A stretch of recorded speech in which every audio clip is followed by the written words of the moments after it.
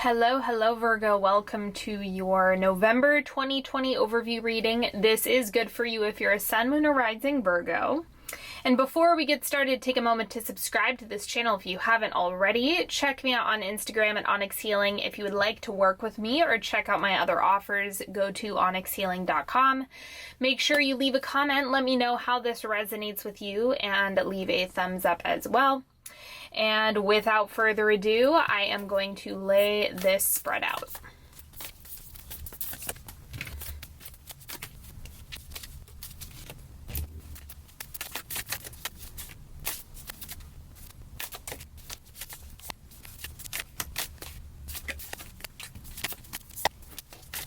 All right, let's start with your oracle cards. Business as usual. Okay, so we have Alethea. Okay, so I know this is not the meaning that the artist originally intended, but contrast is just such a clear theme that's coming up here. When I say contrast, I mean all of the pain, struggle, difficulty, any uncomfortable or shadow experience that you've had or integrated is what gives definition to the light or the desirable or the pleasurable. And so don't look at momentary discomfort as being a sign that you're doing something wrong. Instead, look at it as it's giving you definition to what does feel good, what is right, what is true for you. And if you can go in with just a refreshed attitude and perspective around it, it's going to make it a lot smoother for you. So I like seeing this only because it's not an indication that pain is necessary or that hardship and struggle is necessary in order for you to feel into your desires. But any resistance or shadow or anything that you brush up against in November is going to help you define the things that you do want more clearly. And then we have Scorpion. So this is intensity. This is, I'm getting similar to how this is helping you define what you want. The Scorpion energy is helping you claim it. Like, this is about standards. So setting your standards, making your standards and expectations for the universe really clear. What you're tolerant or intolerant of, making that really clear and holding that in your body. Like, if you want bigger and better, you have to hold that with conviction yourself first. So leaning into that more this month is going to help you. Like, if you expect more, you need to act like the person who receives that. And so this is that intensity that's pushing you there, that's driving you there. And then we have Resolve. Align to the heart of your desire, then fan the flames of action. Yes, align, fan the flames of action. That's exactly what these two cards are highlighting. Great feats are possible. Find validation in past successes. Let your will be stronger than your self-doubt. Yes. Okay, so that's why the Scorpion was coming up so intensely. It's like this fierce, I'm going to get it. I'm going to make it happen. Now, I don't recommend falling into a really intense masculine energetic, of course. The way that you make things happen can be with any type of masculine or feminine composition is right for you. I'm pretty heavy on doing things in a feminine way, but I can still hold the intensity, the claiming energy piece, resolving in my desire. So just use that to your advantage. The central energy for you in November is Death. Okay, this is interesting. Let's see the crossing energy first. Love having the Four of Pentacles come up because it's showing this contraction, resistance, and constriction that you have placed upon yourself, right? Because that's what the ego does. It always puts limits. And so you are breaking out of that completely. The limitation and constriction is what's dying. You're being reborn in the space of, I'm claiming the great feats that I desire. because that's what this is. Great feats are possible, find validation.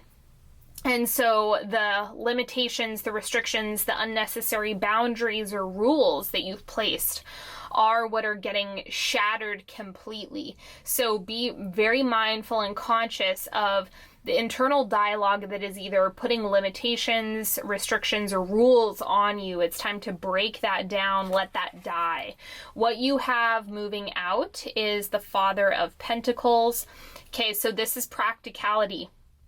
This is the energy of I need to do things in the standard way, or the other box that has been laid out for me, or staying inside the box that you've created. This is looking like some energy of, because this is how I've always done it, it's the way that I'm always going to do it. That is breaking down. So you're redefining how you're working and being and moving through the world. It's all getting reinvented in November. I'm very excited for you just to see how this unfolds, because the Father of Pentacles is mastery. So it's like you already mastered that phase. And so the Death card showing up is saying you need to expand into great feats. Like, this is about aiming higher. This is about stripping the cap off, throwing out the rule book, and reworking what you're aiming at. And then we have the Mother of Swords. This is doing it your way, being limitless. So you're going from that grounded practical into the innovative, idealistic, I'm going to do it my way. I'm going to define my reality and make the rules for myself. And so this is a big expansion. I think you're going to go into 2021 really intensely. There's mass amounts of growth that's on the table for you in the coming months. So just to be prepared for showing up in that way. Now, the three cards that we have up here are what's happening in your environment, in the world around you. Six of Cups. So whatever foundation or roots you've established with like a connection or someone in your space, it's like you're seeing some growth there. Whatever foundation has been set. I don't know exactly what that means for you, but it's like you've built some roots with something. And the Six of Cups, I like seeing this because it's soulmate connection, karmic connection. I mean that in a healing way. This is nostalgia and allowing yourself to receive healthy connection, because this is a very sweet card.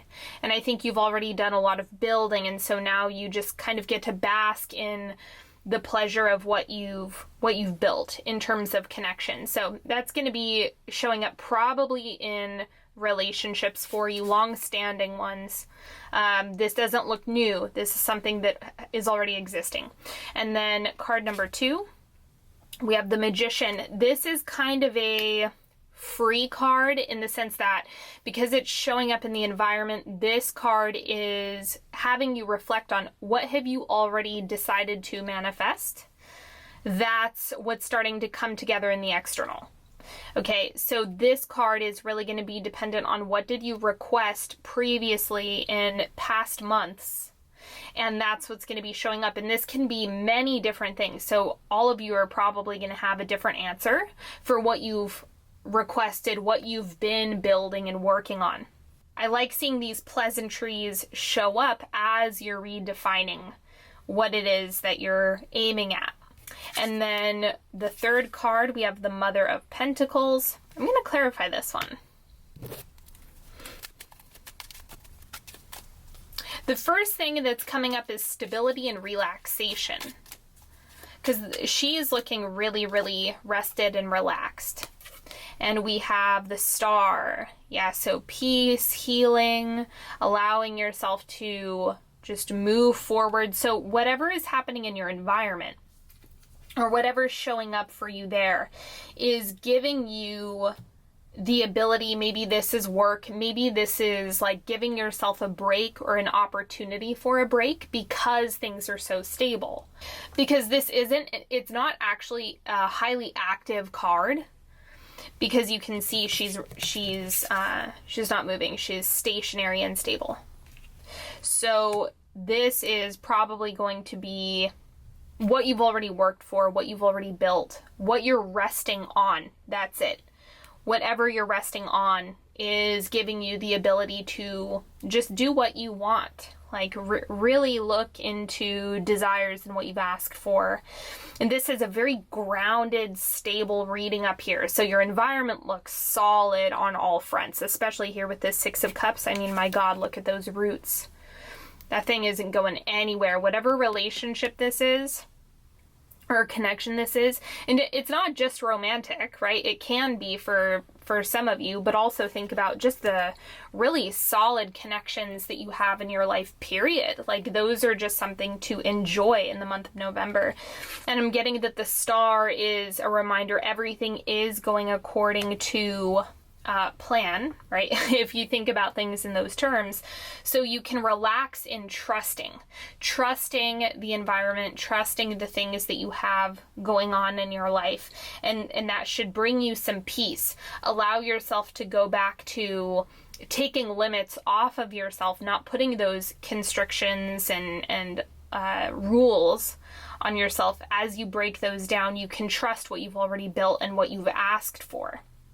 And the stability you've already created. There's so much evidence that you've already done and achieved so much. Very similar to the Resolve card. Great feats are possible. Find validation in past successes. That keeps coming up. You've already done it. So this is a big level up for you, I'm getting, in the month of November. Because it's saying, ask for more. Go bigger. Go bigger. Go bigger. Set your standards, set new rules, new realities for yourself. It's very exciting stuff. Okay, down here in, we could say, the subconscious, the internal world, and also just general advice. Ooh, Two of Cups, connection. This is sweetness. And then we have the Eight of Swords. Okay.